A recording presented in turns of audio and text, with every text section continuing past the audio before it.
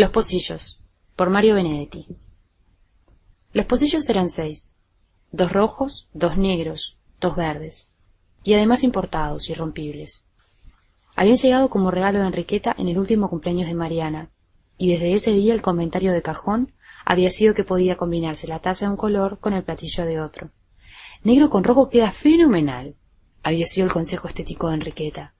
Pero Mariana, en un discreto rasgo de independencia, había decidido que cada pocillo sería usado con su plato del mismo color. —¿El café ya está pronto? ¿Lo sirvo? —preguntó Mariana. La voz se dirigía al marido, pero los ojos estaban fijos en el cuñado. Este parpadeó y no dijo nada. Pero José Claudio contestó: —Todavía no. Espera un ratito. Antes quiero fumar un cigarrillo. Ahora sí ella miró a José Claudio y pensó por milésima vez que aquellos ojos no parecían de ciego. La mano de José Claudio empezó a moverse tanteando el sofá. —¿Qué buscas? —preguntó ella. —El encendedor. A tu derecha. La mano corrigió el rumbo y halló el encendedor. Con ese temblor que era el continuado afán de búsqueda, el pulgar hizo girar varias veces la ruedita, pero la llama no apareció. A una distancia ya calculada, la mano izquierda trataba infructuosamente de registrar la aparición de calor. Entonces Alberto encendió un fósforo y vino en su ayuda. —¿Por qué no lo tirás? —dijo con una sonrisa que, como toda sonrisa para ciegos, impregnaba también las modulaciones de la voz. —No lo tiro porque le tengo cariño. Es un regalo de Mariana. Ella abrió apenas la boca y recorrió el lado inferior con la punta de la lengua. Un modo como cualquier otro de empezar a recordar. Fue en marzo de 1953, cuando él cumplió 35 años y todavía veía. Habían almorzado en la casa de los padres de José Claudio, en Punta Gorda.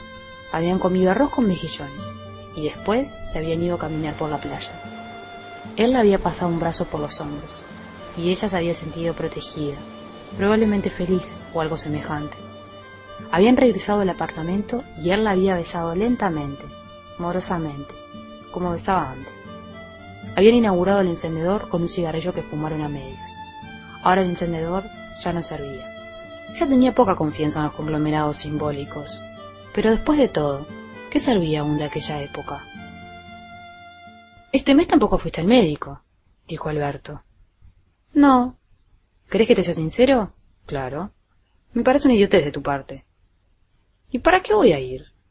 ¿Para oírle decir que tengo una salud de roble, que mi hígado funciona admirablemente, que mi corazón golpea con el ritmo debido, que mis intestinos son una maravilla? ¿Para eso querés que vaya? Estoy podrido de mi notable salud sin ojos. La época anterior a la ceguera, José Claudio nunca había sido especialista en la exteriorización de sus emociones. Pero Mariana no se ha olvidado de cómo era ese rostro antes de adquirir esta tensión, este resentimiento. Su matrimonio había tenido buenos momentos, eso no podía ni quería ocultarlo. Pero cuando estalló el infortunio, él se había negado a valorar su amparo, a refugiarse en ella. Todo su orgullo se concentró en un silencio terrible, testarudo, un silencio que seguía siendo tal aun cuando se rodeara de palabras. José Claudio había dejado de hablar de sí. —De todos modos deberías ir —apoyó Mariana—. Acordate de lo que siempre te decía Menéndez. —¿Cómo no que me acuerdo? Para usted no está todo perdido. Ah, y otra frase famosa: la ciencia no cree en milagros.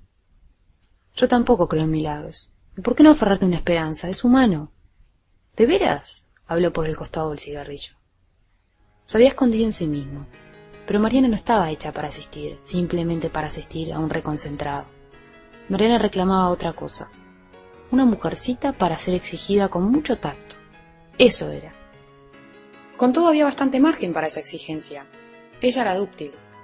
Toda una calamidad que él no podía saber. Pero esa no era la peor desgracia. La peor desgracia era que estuviese dispuesto a evitar, por todos los medios a su alcance, la ayuda de Mariana. Él menospreciaba su protección. Y Mariana hubiera querido, sinceramente, cariñosamente, piadosamente, protegerlo. Bueno, eso era antes, ahora no. El cambio se había operado con lentitud. Primero fue un decaimiento de la ternura. El cuidado, la atención, el apoyo, que desde el comienzo estuvieron rodeados de un halo constante de cariño, ahora se habían vuelto mecánicos. Ella seguía siendo eficiente, de eso no cabía duda, pero no disfrutaba manteniéndose solícita. Después fue un temor horrible frente a la posibilidad de una discusión cualquiera. Él estaba agresivo, dispuesto siempre a herir, a decir lo más duro, a establecer su crueldad sin posible retroceso. Era increíble cómo hallaba a menudo, aun en las ocasiones menos propicias, la injuria refinadamente certera, la palabra que llegaba hasta el fondo, el comentario que marcaba fuego. Y siempre desde lejos, desde muy atrás de su ceguera, como si ésta oficiara de muro de contención para el incómodo estupor de los otros. Alberto se levantó del sofá y se acercó al ventanal. —¡Qué otoño desgraciado! —dijo. —¿Te fijaste?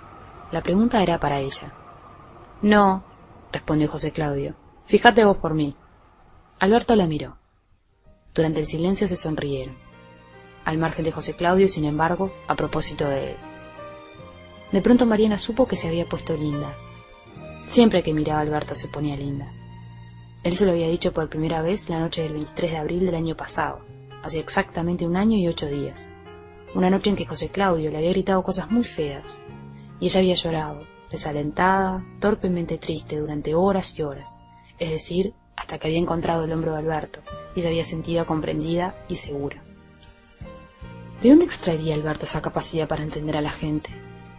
Ella estaba con él o simplemente lo miraba y sabía de inmediato que él la estaba sacando del apuro. Gracias, había dicho entonces, y todavía ahora la palabra llegaba a sus labios directamente desde su corazón, sin razonamientos intermediarios, sin usura. Su amor hacia Alberto había sido en sus comienzos gratitud, pero eso, que ella veía con toda nitidez, no alcanzaba para depreciarlo. Para ella, querer siempre había sido un poco agradecer, y otro poco provocar la gratitud.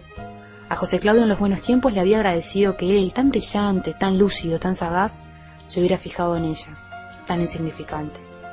Había fallado en lo otro, en eso de provocar la gratitud, y había fallado tan luego en la ocasión más absurdamente favorable, es decir, cuando él parecía necesitarla más.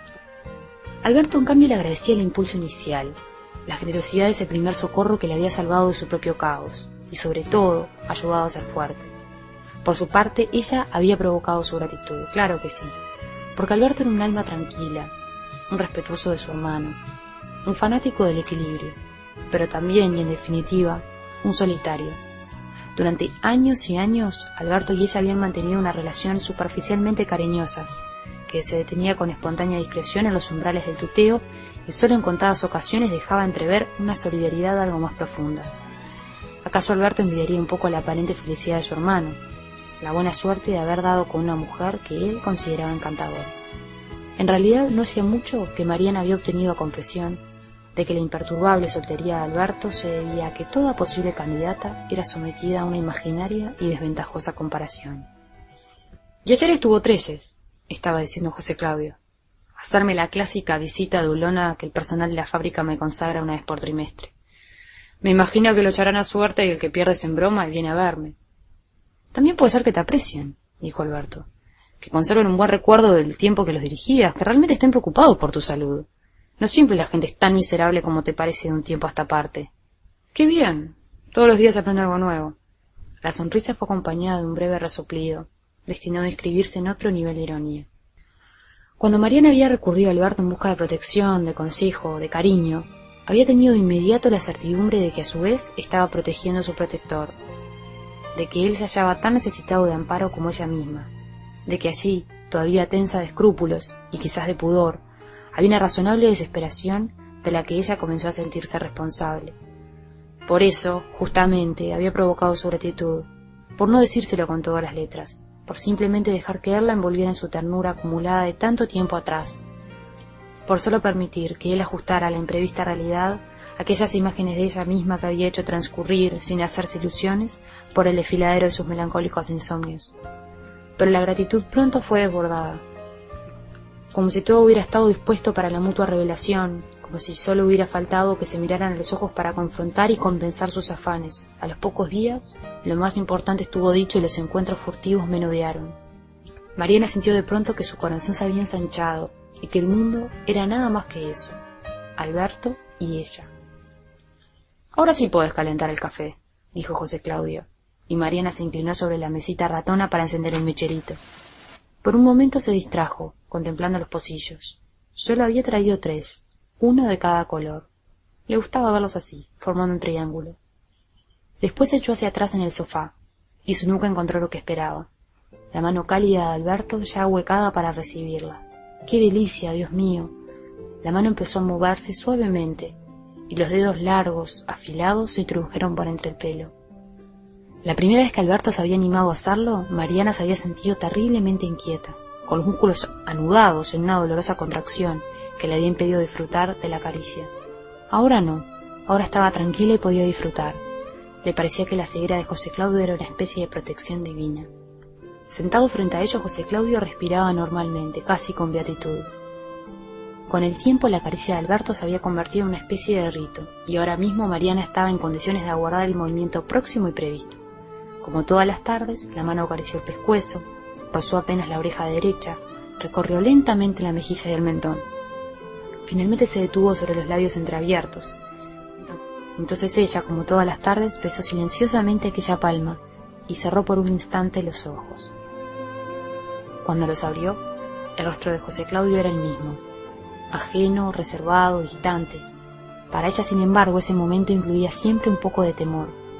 Un temor que no tenía razón de ser, ya que en el ejercicio de esa caricia púdica, riesgosa e insolente, ambos habían llegado a una técnica tan perfecta como silenciosa. «No lo dejes servir», dijo José Claudio. La mano de Alberto se retiró, y Mariana volvió a inclinarse sobre la mesita. Retiró el mechero, apagó la llamita con la tapa de vidrio, llenó los pocillos directamente desde la cafetera. Todos los días cambiaba la distribución de los colores. Hoy sería el verde para José Claudio, el negro para Alberto, el rojo para ella. Tomó el pocillo verde para alcanzárselo a su marido, pero antes de dejarlo en sus manos, se encontró con la extraña, apretada sonrisa. Se encontró además con unas palabras que sonaban más o menos así. «No, querida, hoy quiero tomar en el pocillo rojo».